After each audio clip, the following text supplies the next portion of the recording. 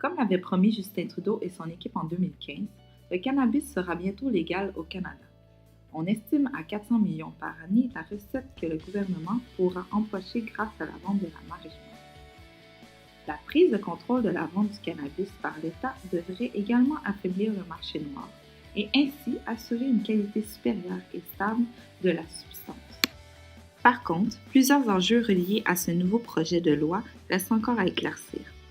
La santé et la sécurité de la population suite à la consommation légale du cannabis sont des éléments que l'État ne devrait pas négliger afin de se montrer socialement responsable. Ces deux aspects seront à considérer dans plusieurs sphères de la société, mais une seule retiendra notre attention pour le moment. Le monde du transport est un milieu qui pourrait ressentir plusieurs conséquences dans cette nouvelle loi et qui mérite qu'on s'y attarde dû à sa vulnérabilité face aux enjeux de sa santé et de sa sécurité. La question se pose donc ainsi. Quelle est la responsabilité sociale du gouvernement face à la légalisation du cannabis dans le monde du transport? Le THC, la molécule responsable de la sensation recherchée par le consommateur de marijuana, affecte directement la perception et les fonctions psychomotrices.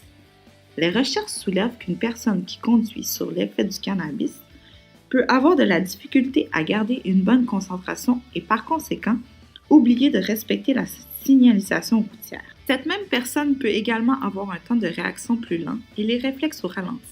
La consommation de marijuana peut aussi amener des problèmes de coordination, des difficultés à tenir sa trajectoire et une diminution du jugement. Le gouvernement, quant à lui, révèle qu'un conducteur intoxiqué a 2 fois plus de risques d'accident qu'une personne à jeun. Il ne fait aucun doute que le cannabis produit des effets qui nuisent à la conduite, ce qui illustre l'importance pour l'État de bien y sensibiliser les citoyens. Le gouvernement du Québec a d'ailleurs récemment créé des publicités sur le sujet.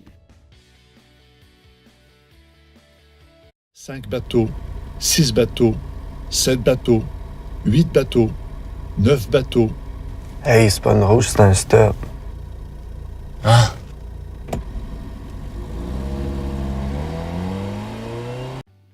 Bien que le gouvernement semble prendre à cœur sa responsabilité de sensibiliser et informer les gens, la Centrale des syndicats du Québec a récemment déposé un mémoire concernant les plans de sensibilisation sur la consommation du cannabis au volant.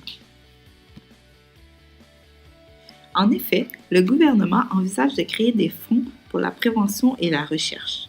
25 millions de dollars sur 5 ans, soit 5 millions par année, serviront à financer des activités et des programmes de surveillance.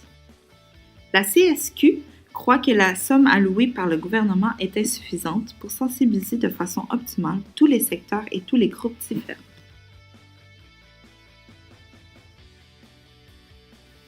Le projet de loi C-46, qui correspond au Code criminel, infraction relative aux moyens de transport, cite que les autorités n'auront que 2 heures pour détecter la présence de cannabis dans le sang du conducteur. Les policiers devront amener le suspect au poste pour pouvoir effectuer la prise de sang. Par contre, il n'a pas encore été déterminé qui sera responsable d'effectuer le test sanguin. Le problème perçu est le manque de policiers ayant la formation pour reconnaissance des drogues. Mais les services de police n'ont pas les moyens afin que tous les agents suivent le cours. C'est beaucoup trop coûteux. Le gouvernement fédéral veut investir 81 millions de dollars d'ici septembre 2018 pour la formation des policiers. Le cours d'expertise en reconnaissance des drogues est sur une durée de 14 jours et coûte 10 000 $ par participant. La répartition du budget de formation se fera selon la taille des provinces. L'État a eu de la difficulté à fixer une limite concernant la présence de THC dans le prélèvement sanguin des conducteurs. La tolérance zéro serait inadéquate car la trace de cette substance peut être encore présente quelques jours après la consommation. Le résultat est qu'un individu sera accusé de conduite avec les facultés affaiblies lorsque la concentration de THC sera supérieure à 2 nanogrammes. Nous avons d'ailleurs fait une entrevue avec un policier du SPVM afin qu'il puisse nous partager ses impressions face à ce nouveau projet de loi. Juste depuis qu'on commençait à en parler, qu'ils voulaient légaliser la drogue, on voit déjà un énorme changement d'attitude des gens. On rencontre des voitures sur la route, on est dans le trafic, il y a beaucoup d'odeurs de marijuana qu'on sent. On ne vivait pas ça avant, on sentait pas ça. Fait que là, c'est pas légal et on est déjà, juste d'en parler, les gens ont changé leurs habitudes. Fait que quand ça va devenir légal, ça va être... je ne sais pas comment ils vont contrôler ça, à quel âge ils vont mettre ça, on ne le sait pas encore. C'est quoi l'âge? Parce qu'il y a la conduite automobile, mais il n'y a pas juste la conduite automobile, il y a la consommation sur la rue. Là. Ça va être quoi? Ça peut apporter... Moi, je vois que du négatif. Je vois aucun avantage social. Selon la loi sur la santé et la sécurité du travail et le Code civil du Québec, tous les employeurs ont l'obligation d'assurer la sécurité, la santé et l'intégrité physique et psychologique de leurs salariés. Avec la légalisation prochaine de la marijuana, les employeurs qui le désirent pourront mettre sur pied des clauses n'en permettant pas la consommation ou la possession sur les lieux du travail, et même aller jusqu'à congédier ceux qui y contreviendraient. Malgré cela, selon les dispositions actuelles, les décideurs d'entreprise n'auront pas le droit de procéder à des tests aléatoires de dépistage auprès de leurs employés. Selon l'arrêt Irving, un employeur pourra faire subir un test seulement lorsqu'il aura un motif raisonnable de croire que la personne est intoxiquée ou qu'elle vient de causer un accident. La Charte des droits et libertés de la personne, quant à elle, prévoit une protection contre la discrimination face à un handicap.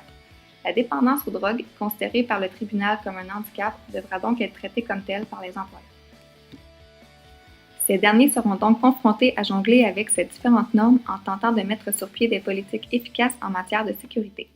Yves-Thomas Dorval, président-directeur général du Conseil du patronat du Québec, réclame d'ailleurs des mécanismes et des outils pour aider les employeurs à assumer leurs responsabilités. Dans le domaine du transport, les craintes sont nombreuses, surtout que l'on s'attend à une hausse de la consommation du cannabis avec sa légalisation. Imaginons un chauffeur d'autobus ayant consommé de la marijuana avant son corps de travail, ou encore un camionneur ayant à parcourir la route durant de longues heures tout en ayant les réflexes affaiblis. Encore pire, un pilote d'avion intoxiqué emmenant à bord avec lui des centaines de passagers.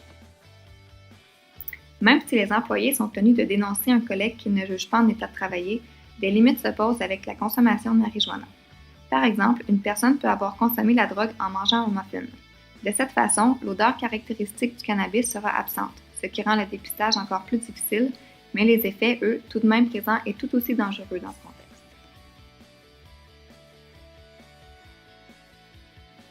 Au Canada, lorsque la légalisation du cannabis sera en vigueur, la loi canadienne prévoit des infractions criminelles plus précises pour la conduite selon le niveau de THC dans le sang. Dès lors, il est pertinent pour le ministère du Transport de se pencher sur cette problématique ailleurs dans le monde. L'Uruguay s'agit du premier pays au monde où le cannabis fut légalisé fin 2013. Concernant la légalisation du cannabis aux États-Unis, elle dépend de la volonté de chaque État. De plus, plusieurs pays en Europe dépénalisent la consommation. Elle est donc légale dans un cadre limité fixé par la loi. À Amsterdam, au printemps passé, l'État a voulu interdire l'accès aux coffee shops aux voyageurs étrangers pour diminuer leur consommation de cannabis et diminuer les accidents d'auto liés à l'usage de cette substance. Malheureusement, ce projet est tombé à l'eau par peur de perdre de l'argent lié au tourisme international dans la ville. Dans d'autres États, comme en Californie, au Maine et en Oregon, il n'y a pas de limite clairement établie. Les agents évaluent l'intoxication du conducteur à partir des signes physiques. En Uruguay, on interdit de conduire après avoir fumé du cannabis. Mais sur quoi se basent ces critères? Choquant à constater, mais sur absolument rien. Ces critères sont arbitraires et erronés. Dans l'État de Washington, la proportion de collisions mortelles impliquant des conducteurs déclarés positifs au THC a plus que doublé en 2014. Au Colorado, le pourcentage d'accidents impliquant des chauffeurs ayant consommé du cannabis n'a cessé d'augmenter depuis la légalisation. Ces données inquiètent la Société de l'assurance automobile du Québec. Le Canada veut alors que la limite légale soit plus sévère au Canada qu'aux États-Unis. Comme la légalisation dans le monde a été mise en place très récemment, il faut attendre avant de tirer des conclusions définitives sur l'impact de la légalisation du cannabis sur le bilan routier. La décision du gouvernement fédéral de légaliser le cannabis occasionne aux provinces beaucoup de questionnements quant au positionnement qu'ils devront prendre face à de nouvelles situations que cette loi créera, entre autres dans le monde du transport. Afin de se montrer socialement responsables, les deux paliers du gouvernement devront s'assurer de bien cibler toutes les parties prenantes affectées par la légalisation du cannabis et de prendre en charge toutes les externalités créées. Il sera donc très intéressant de suivre l'évolution des choses lorsque la loi entrera en vigueur.